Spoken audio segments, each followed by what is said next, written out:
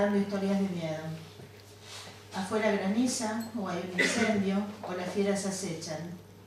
Hay sequía y enfermedades, pero si se juntan a contar, se puede conjurar el terror. Siempre pienso en esta escena cuando se trata de hablar del terror a nivel estético, donde nada es peligroso de verdad. Al fin y al cabo, el miedo es una emoción que compartimos con los animales, pero nosotros tenemos este placer tan humano de poder contarlo. Miedo estético, exorcizar narrando lo que duele, conjurar lo que no se comprende, darle el armónico marco del relato de terror. De estas historias primitivas surgieron, creo, personajes como el licántropo, que nos acerca al lado primario de nuestra naturaleza. Miedo a las tormentas, a los monstruos, a la muerte. Conjurar el miedo es estar vivos y tener tiempo para contarlo. Esa es la base de este estremecimiento sedentario que podríamos llamar historias de terror para el buen burgués. El apogeo de las historias de miedo se produce a partir del siglo XVIII, con la entronización del fantasma, y de la mano de dos temas que todavía siguen asustando: la liberación de la mujer y los posibles cambios que producirá la técnica. Una de las primeras autoras del género, la inglesa Anne Radcliffe, no sé si lo habéis leído, con Los misterios de Udolfo, el italiano, el confesionario de los penitentes negros, promete, ¿no? En 1764 escribe una de las primeras novelas góticas, al mismo tiempo que otra mujer, Mary Wollstonecraft, redacta un libro feminista llamado Vindicación de los Derechos de la Mujer. Estamos en 1790 y pico. También irrumpen en el tétrico escenario los residuos de las recientes luchas religiosas, el miedo al exótico, al otro sexo, el miedo al otro. Ya Jane Austen, la de Orgullo y Prejuicio, se burlaba de las novelas góticas, del tópico. Pero estas novelas fueron devoradas en la época y otra mujer, hija de la feminista Mary Wollstonecraft, Mary Shelley, se convertiría en la mítica creadora de Frankenstein. Así, en las postrimerías de la Revolución Industrial, una mujer pondrá las bases de un nuevo miedo que todavía nos mueve, el temor hacia dónde nos llevará la ciencia. Y como corolario, la literatura va a consolidar un personaje que recorre las historias desde tiempos ignotos, el vampiro, donde aparece algo peor que la muerte, y esto es el temor a no morir. Así, la muerte tiene dos caras, ambas llenas de significado. Es a la vez ausencia y exceso. Una es el no ser, y la otra es el aterrador ser material que supone el cadáver, convertido en zombie o en vampiro. Oscar Wilde, en su famoso El fantasma de Canterville, vino a desbaratar el género. Estamos ya en el siglo XIX ahora, 1800 y pico. El pobre fantasma del castillo de Canterville, con su tradición de horrores, nada puede contra la cultura práctica de los americanos, y entonces lo terrible se instala en lo normal. 2 años más tarde de la muerte del autor de Drácula, el mundo... medio extraño, ¿no? El mundo iba a encresparse con una gran catástrofe, la Primera Guerra Mundial, que daría origen a un siglo violento. Y aparece el miedo a nosotros mismos, a nuestra propia brutalidad, a la falta de límites para el tormento. Se trata de un miedo sofisticado también. Poco antes, otra vuelta de tuerca muestra que el terror ha dejado de estar fuera para estar adentro. Es algo que el ser humano es capaz de labrar con su propia inteligencia. Así, el terror se vuelve interno, su personaje es una metáfora o una sinécdoque, o incluso una exacerbación barroca. Aquí empiezo a delirar, hasta aquí iba bien, ¿verdad? En esta vuelta de tuerca de mi ponencia me encontraba yo y caminaba tranquilamente hacia la descripción del terror cotidiano, trabajado firmemente en la literatura por Julio Cortázar, no en vano traductor de Poe. Un terror, desde mi punto de vista, bastante femenino, y que habla de lo siniestro de la jornada normal. Así, sin sobresaltos, mi ponencia desaguaría en las sucias aguas de la Ciénaga de Lucrecia Martel o en Kamchatka de Marcelo Piñero con guión de Marcelo Figueras, donde el intento de los personajes por sustentar una vida normal en un entorno de violencia choca a través de una magistral elipsis con los efectos devastadores del mal. Una película que, como la de Martel, sustrae el horror del escenario para volverlo aún más terrible. Si nos ceñimos a la historia del género, si hacemos avanzar el reloj, Es evidente que a partir de la Segunda Guerra Mundial, y en particular del Holocausto, se abre un intenso debate sobre qué se puede representar y qué no. Me gustaría incluir dentro del tema la experiencia de algunas dictaduras latinoamericanas. Kamchatka es para mí no solo ficción, sino una parte importante de mi biografía. La pregunta que antes planteaba la puedo formular entonces así: ¿hasta qué punto se pueden representar ciertos hechos históricos con los tópicos de un género? Esto encierra otra pregunta: ¿hay límites para la representación artística? Cuando me invitan a este coloquio, la verdad que el tema me parecía francamente apasionante, ¿no? Entonces empecé a ver todas las películas y a buscar información y a leer material, y ahí empecé a patinar porque me parecía que el tema era inmenso. O sea, lo planteo de la forma desordenada que lo fui viviendo, y os cuento los elementos que a mí me hicieron plantearme una serie de preguntas que dejaré un poco repicando, que ese es el sentido de esta ponencia, ¿no? Debo esta parte de mi caos a David Roas, decía, y a Terry Eagleton, no sé si lo habéis leído, un escritor que tiene un libro fantástico que se llama Sobre el mal, que os lo recomiendo mucho. Entonces yo estaba con este delirio de mi propia exposición cuando voy a una exposición en Madrid y vi un mediometraje que no había visto nunca, que era Noche y Niebla de Alain Resnais. No sé si lo habéis visto. La película, que exhibía la simple verdad histórica, me resultó intolerable. No porque estuviera mal hecha, sino más bien por todo lo contrario. La representación era tan brutal que como espectadora tuve que mantenerme disciplinadamente en la sala y no seguir el impulso de cerrar los ojos o de salir huyendo. Lo conversaba con uno de los chicos que estaba cuidando la sala en Reina Sofía y me decía lo mismo, que no podía tolerar estar sentado en la sala y cuidar la película, ¿no? Como sabréis, Noche y Niebla muestra en 1955 el desierto y siniestro campo de Auschwitz. Lentos travelings donde la hierba crece, alternan con imágenes de archivo que reconstruyen la tragedia que sufrieron los prisioneros y que por primera vez se mezclan con imágenes documentales con manipulación artística. Pero ante mi imposibilidad de soportarla, una pregunta se me hizo evidente. ¿No hubiera sido mejor detenerse en algún punto, tal vez en un sentido documental? Os pido también que penséis que las opiniones que estoy dando no son definitivas, o sea, son ideas que se me fueron ocurriendo.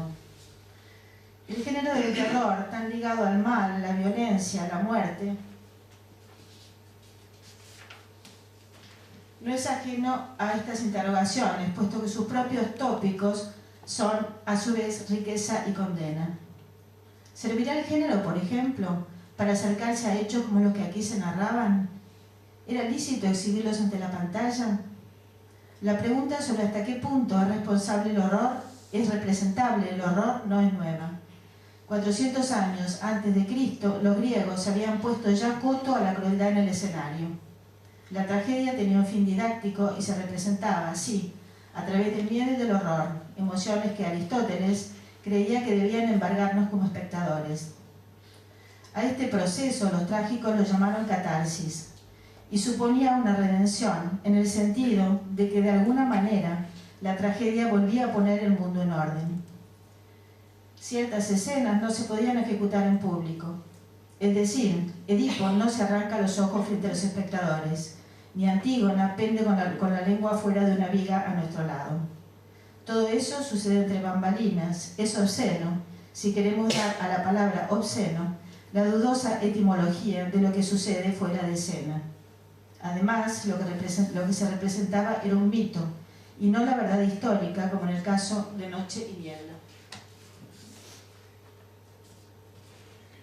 Alejémonos ahora del hecho histórico para entrar en el campo de la ficción. ¿Cuánta crueldad resiste un espectador que una tarde de domingo, por ejemplo, decide ir al cine o leer una novela? El premio Nobel sudafricano Coetzee, también un escritor fantástico, plantea desde su alter ego Elizabeth Costello la cuestión.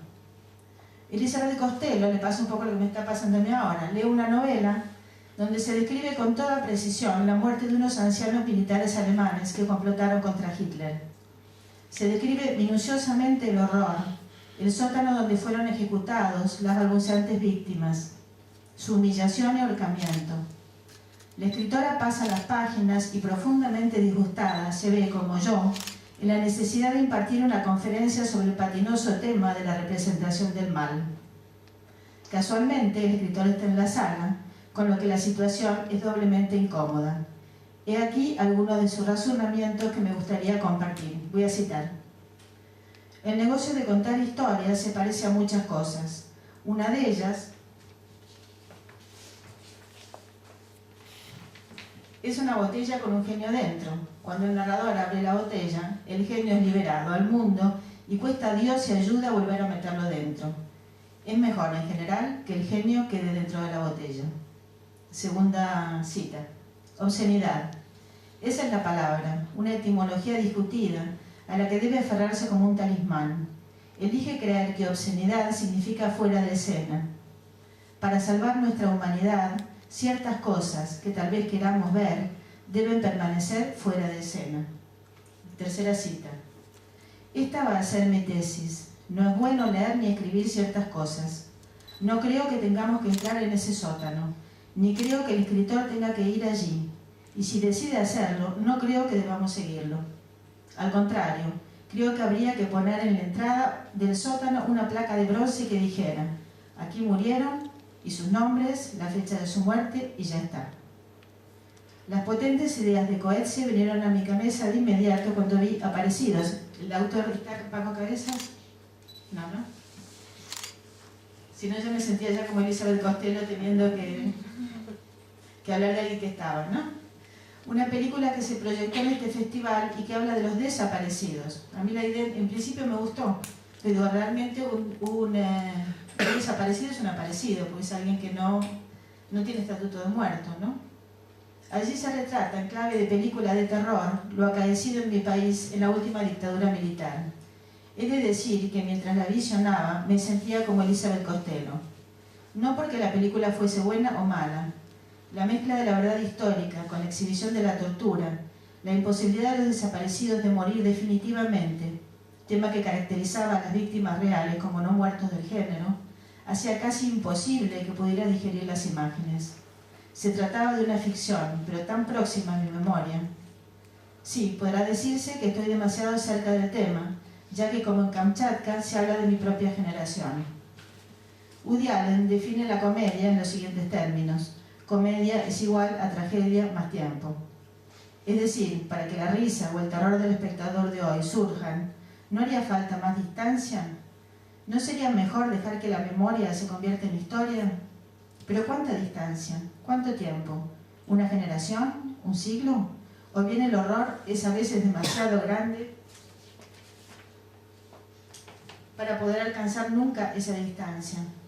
La superposición de la memoria de los hechos terribles, sumada a los tópicos del género de terror, para mí como espectadora, no terminaba de cuajar y me obligaba a una doble visión casi imposible de sostener.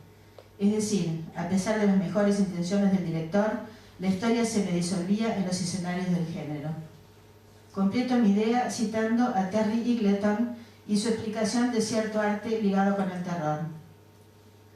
La existencia cotidiana se ha vuelto tan alienada y banal que solo una dosis de lo diabólico puede despertarla. Cuando la vida se hace cada vez más rancia e insípida, el arte tal vez se sienta obligado a compartir su mesa con el diablo y a asaltar lo extremo y lo inclasificable con el fin de obtener algún efecto. En general, las culturas posmodernas, a pesar de su fascinación por los espíritus necrófagos y los vampiros, poco tiene que decir sobre el mal. Es posible que esto se deba a que el individuo posmoderno carece de la profundidad que la verdadera destructividad requiere. Mismo no hay nada que redimir. Para los autores de la era dorada del modernismo, como Kafka o Beckett, sí había algo que redimir, pero hoy se ha vuelto imposible decir que. Distancia, terminó la cita, perdón. Distancia, perspectiva, cuotas de realidad, el encorsetamiento de un género. Son muchas las cuestiones, es verdad, y para ninguna de ellas tengo una respuesta. El tema desborda los límites de lo estético y cuestiona, evidentemente, ciertos límites para el arte, a la vez que roza el tema de lo moral. En esta exposición tan poco asertiva y por momentos vacilante, Me gustaría preguntarme también si la misma realidad de Latinoamérica no ha creado en los últimos tiempos demasiadas historias de miedo reales, monstruos estremecedores próximos como para acercarnos a ellos ahora desde la perspectiva de un cine de género, sin pasar por el serio peligro de convertir la memoria en un esperpento. No ignoro que sobre mi intervención flota la idea de la censura. Quede claro que no se trata de impugnar nada, sino solamente de reflexionar sobre los alcances de un género con enormes posibilidades. Es evidente que si se inhibe al arte, si se lo recorta, corremos el riesgo de no poder avanzar en el pensamiento de los hechos graves. Pero al mismo tiempo también es cierto que si se banaliza lo terrible, corremos el riesgo de que este mismo arte esté tan vacío que carezca de sentido. Muchas gracias.